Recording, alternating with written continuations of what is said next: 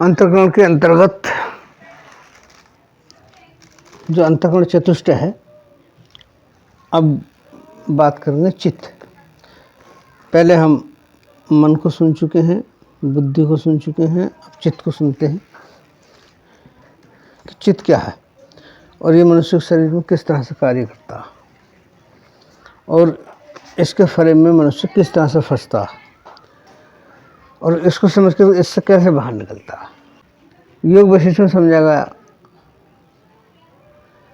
कि शुद्ध सच्चिदानंद से आरंभ में जो चित्त की संवेदना स्फूर्ति हुई, वही कलना अर्थात दृश्य भ्रम होकर स्थित हुई, उसी से दृश्य की सत्यता भासती है। आत्मा के प्रमाद से मोह की उत्पत्ति होती है और चित्त की स्फूर्ति से ही चिरकाल पर्यंत जगत में मगन हो रहा है। वह मन असत्य रूप है, उसी ने जगत को फैला रखा है, इसी से अनेक दुख प्राप्त होते हैं। पर जब वही मन संसार की वासनाओं का परित्याग करके आत्म पद में स्थिर हो जाए, तब क्षण मात्र में समस्त दुखों का नाश हो जाता है। मन ही मनुष्य है, शरीर मनुष्य नहीं है। जगत का अनुभव होना क्या है? केवल मनोमात्र और चित्त भ्रम मात्र है।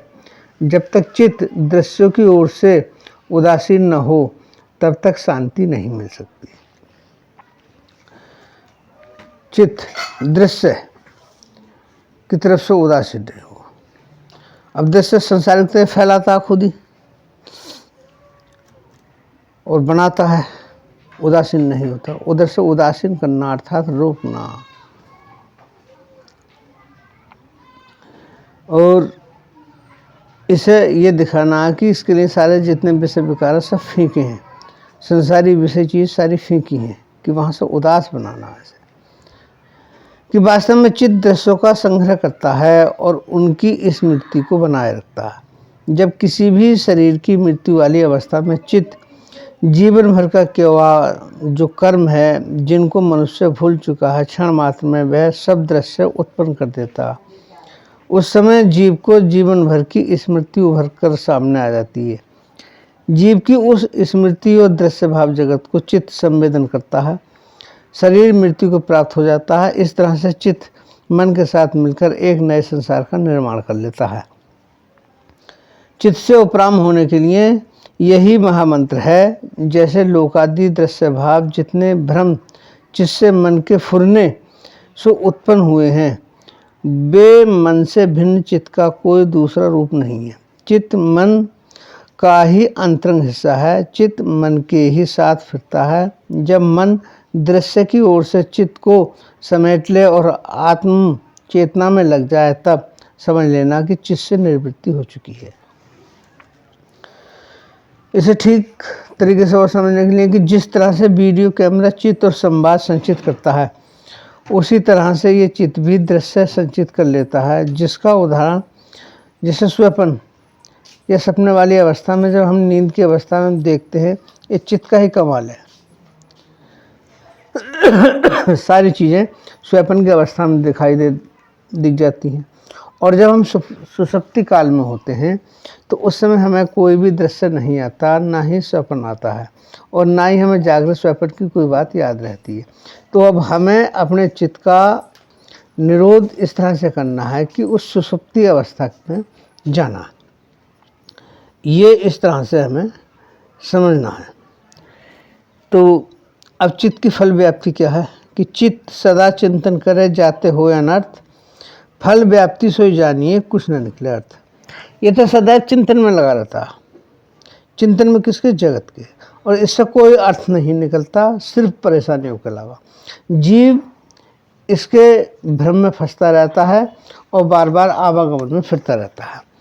अब चित्त की वृत्ति व्याप्ति क्या है? चित्त सदा चिंतन करे ब्रह्म सिवाय नहीं और, है चित्त की वृत्ति व्याप्ति ये विभु व्यापक सब ठोर। अब चित्त इस चीज़ का चिंतन करे कि ब्रह्म सिवाय नहीं और, कि ब्रह्म अर्थात उस परम सत्ता के सिवा इस जगत में कुछ नहीं है। जो भी कुछ है उस परमात्मा का है शुद्ध स्वरूप, ये जगत है, इसके सिवा कुछ नहीं है। और जो ये है वही मैं हूँ। यहाँ आकर के वो ये चिंतन करता है तो ये शुद्ध वृत्ति है उसकी, और यही विभु व्यापक है, सब जगह यही ठोर है, क्योंकि सब कुछ यही है और सब में यही नज़र आता है, यही दिखता है। ये स्थिति है चित्त की, चित्त है इस तरह से, इसको हमने ऐसे समझा। अब समझते हैं कि इसी का जो साथ है अहंकार को जानते हैं। अंतःकरण का जो चतुष्टय है, मन, बुद्धि, चित्त और अहंकार, ये चारों चीज़ें मिलकर बनता। आप अहंकार को भी थोड़े से शब्दों में ही जानते हैं। अहंकार का जादू आया और चला गया, ये जबकि अपने आप में कोई ऐसी ठीक चीज़ नहीं है। कहीं कहीं व्यक्ति अहम में फंसता है और ये सबके सिर चढ़ करके बोलता है। अहंकार से कोई भी व्यक्ति शून्य नहीं है, ज्ञानी हो चाहे अज्ञानी हो, चाहे मूर्ख हो या विद्वान हो। अहंकार हमारे जीवन में दो तरह से कार्य करता है, एक शुद्ध रूप में, एक अशुद्ध रूप में। अशुद्ध रूप में जब कोई व्यक्ति कहता है कि ये मेरा धन है, ये मेरा मकान है, ये मेरे नौकर चाकर हैं, ये मेरी पत्नी है, ये मेरे बच्चे हैं, ये मेरी कोठी बंगला है, ये मेरी गाड़ी है और मैं इसका स्वामी हूँ और ये सब चीज़ें मुझसे है, मैंने इनके लिए उत्पन्न करा है और ये सब मेरे लिए है, तुम लोग क्या हो। इस तरह का जो अशुद्ध अहंकार है वह नरकगामी है, वो नरक की ओर ले जाता है और 84 में भटकाता घुमाता। शुद्ध अहंकार में मैं देह नहीं हूँ, मैं ये शरीर नहीं हूँ, ना ये मेरा शरीर है, ना ही मेरा कोई जो धन संपत्ति है वह नहीं है, ना ही मेरी कोई पत्नी है और ना ही कोई मेरे बच्चे हैं।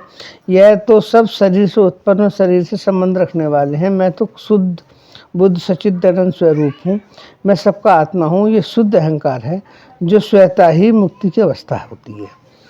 तो इसमें अहंकार के फल व्याप्ति को समझते हैं। मेरी मेरी जो करे सो अशुद्ध अहंकार, फल व्याप्ति दंभ की देत नरक में डाल। कि जो मेरी मेरी करता है तो ये अहंकार की फल व्याप्ति है और वो उसे नरकगामी बना देती है, नरक की ओर ले जाती है। और अहंकार की वृत्ति व्याप्ति क्या है? अहंकार दो विधि कहो, एक शुद्ध एक अशुद्ध। ब्रह्म शुद्ध अहंकार जो वृत्ति व्याप्ति सुबुद्ध, कि ब्रह्म ही शुद्ध है और यही बुद्ध है, यही ज्ञान योग्य है, यही जानने योग्य है। तो हमारी वृत्ति अहंकार की ये शुद्ध वाली होनी चाहिए कि मैं शुद्ध ब्रह्म हूँ। मैं क्या हूँ? मैं ही शुद्ध ब्रह्म हूँ। ये हमारी अहंकार की वृत्ति व्याप्ति है। इस तरह से हमने अंतःकरण चतुष्टय के अंतर्गत मन बुद्धि चित्त अहंकार को जाना समझा। इस पर चलना न चलना आपका काम, आप जाने। मन जबकि वास्तव में कोई अपनी स्वतंत्र सत्ता नहीं, पहली बात, और जब वो स्वतंत्र सत्ता नहीं तो कुछ कर भी नहीं सकती। और आखिरकार ये बुद्धि से वैसे निकलने वाली एक चीज़ है। जब बुद्धि विवेक में परिवर्तित हो जाती है तो इनका अपने आप ही सारी भूमिकाएं समाप्त हो जाती हैं कि मन वहाँ पर रहता ही नहीं। जब है ही नहीं तो वो हम पर किस तरह की क्या कर सकता? वो कुछ नहीं कर सकता, क्योंकि अब इस मन को हम समझ चुके हैं कि मन अपने आप में कुछ है ही नहीं और मन होता भी नहीं है, क्योंकि मन जैसी चीज़ कुछ है ही नहीं। मन कब तक है? जब तक संसार है और संसार में फिरता है। और जैसे ही उसे शुद्ध बुद्ध होने का बोध हो गया तो मन समाप्त हो गया। जब मन समाप्त हो गया तो मन जैसी चीज़ कोई रहती नहीं। तो यही समझना है। और ये अंतःकरण चतुष्टय में चारों चीज़ अलग अलग लगती हैं, परंतु वास्तविकता उनकी ये है कि एक है। एक चोर को तुमने पकड़ लिया तो सारे के सारे चोर हाथ आ गए। मेरे कहने का भाव ये है। अब कबीर साहब का एक भजन सुनते हैं, बहुत सुंदर सा, और फिर उसके बाद में एक दृष्टांत के माध्यम से मन चित्त बुद्धि अहंकार को समझाएंगे। अब मोही नाचिबो नावे। कबीर साहब कह रहे हैं कि अब मोही नाचबो नावे। अब क्यों नहीं नाचना आता? क्योंकि वो समझ चुके हैं कि नाचने का जो प्रोग्राम होता है वो कहाँ से शुरू होता है और क्यों होता है। तो इस पद में कबीर समझा रहे हैं, कबीर साहब, अब मोही नाचिबो नावे, मेरो मन मदाई धरिया न बजावे, अब मोही नाचिबो नावे। पहले भजन सुनते हैं और फिर उसके बाद में इस पर थोड़ी सी विस्तृत व्याख्या करेंगे।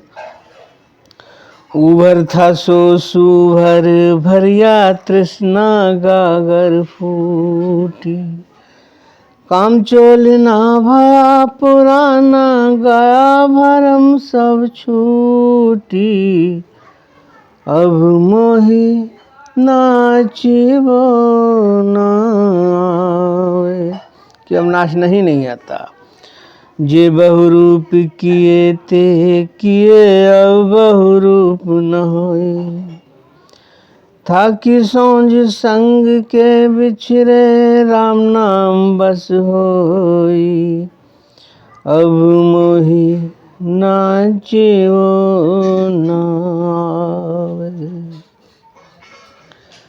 जे थे अचल अचल हैं, थाके चूके वाद विवादा, कह कबीर में पूरा पाया, भया राम प्रसादा, अब मोही नाचिबो नावे।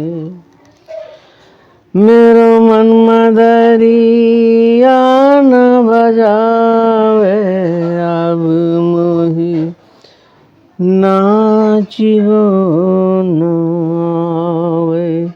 कि अब मुझे नाचना नहीं आता, वो किस तरह से नहीं आता कबीर साहब ने अब समझाया है। इसे ठीक तरीके से समझते हैं, सुनते हैं। अब मुझे नाचना नहीं आता क्योंकि मेरा मन अब मंदला नहीं बजाता, इधर उधर नहीं भागता। मंदला बजाने का मतलब यह प्रभु के ध्यान से पहले खाली था, अब प्रभु के ध्यान से लबालब भर गया। तृष्णा की जो मेरे पास गागर थी वह फूट गई, और काम वासनाओं का जो चोलना, जो वस्त्र पहने जाते थे या चोलना ओढ़ना आ जाता था, जिससे पहनकर ये दुनियावी नाटक किया जाता था, अब वह सब पुराना पड़ गया।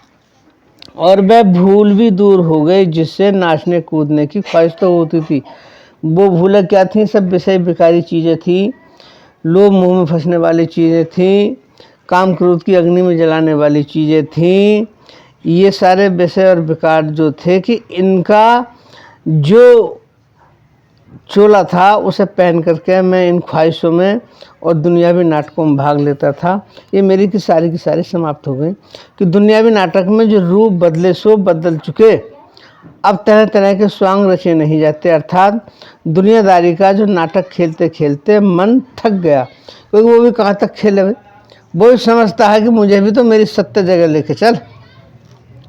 कि मन मेरा संसारी नाटकों से भी थक चुका। और ये कब होता है? जब इसको एक नई दिशा और दशा मिल जाती है, तो अपने आप ही उसी स्थिति में पहुंच जाता। अब नाच गान की सारी चीज़ें धरी की धरी रह गईं। सामाजिक कुटुंबीजन सब राम नाम के बस में होने पर बिछुड़ गए। अर्थात जब मैं उस सत्य रूप स्वरूप में जाकर के उस तरफ गया, तो जो संसारिक जन थे, जो कुटुंबी जन थे, परिवारी जन थे, कि मैं उधर उस सत्य का हुआ और ये जो जगत मिथ्या सत्य था, ये मुझसे स्वतः ही छूट गया। जो चंचलते वे है अब स्थिर हो गए। इसका दूसरा मतलब यह है कि नाच गान की तरफ, अर्थात जो हाथ पांव वगैरह फेंकते थे, अब वैसा नहीं होता। और भक्ति की तरफ इसका मतलब है कि मन में जो चक्कर मानने की गंदी आदत थी, अब वह भी एक जगह टिक गया और सारा झगड़ा खत्म हो गया। अर्थात तो ये जो दुनियादारी का जो उस पर एक रंग चढ़ा हुआ था, वह समाप्त हो चुका। कब? ये सत्य पद में आने पर, राम नाम के बस में हो जाने पर। कबीर साहब कहते हैं कि राम की कृपा हुई, मैं नाच का पूरा इनाम पा गया। मतलब यह है कि मैं पूरा ज्ञान पा गया। अब कबीर साहब ने इस पद में ये बात समझाई। ये होता कब है? ऐसा उस समय होता है जब हम अंतःकरण चतुष्टय को अपना निर्मल बना लेते हैं और जब ये निर्मल बन जाता है तो ये शुद्ध स्वरूप में ही स्थिर हो जाता है। फिर इसको इधर उधर भटकने की जरूरत नहीं होती और ना ही ये कहीं इधर उधर भाग पाता है। अब कारण इसका ये है कि इसे शुद्ध स्वरूप अपना प्राप्त हो जाता है। जब शुद्ध स्वरूप में आ जाता है तो फिर ये भटकता नहीं है, क्योंकि संसार की मौज कच्ची मौज होती है जो टूट जाती है, छूट जाती है, और परमात्मा की मौज सच्ची मौज होती है जो न छूटती है न टूटती है। और ये तो फैसला अब आपके हाथ है कि आपको अब करना क्या है, आप समझें।